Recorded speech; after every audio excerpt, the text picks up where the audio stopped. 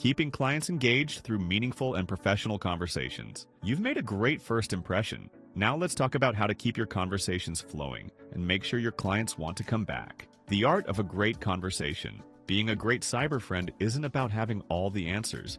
It's about creating a space where people feel heard and valued. Listen actively. Don't just wait for your turn to speak. Ask open-ended questions like, what's something exciting happening in your life right now? Share your thoughts, but keep the focus on the client. Keep it professional. Remember, rentacyberfriend.com is not a dating site. Avoid flirty or overly personal topics. Respect boundaries and set your own. If someone crosses the line, stay calm and redirect the conversation. If needed, end the call and report the behavior. Your professionalism is what builds trust and keeps clients coming back. Silver badge. More conversations. When you hold a silver badge, people know you're serious and safe to talk to. It gives you priority placement in search results, adds credibility and trust, and helps you attract higher quality clients. The silver badge signals that you're not just here to chat, you're here to build real, meaningful connections.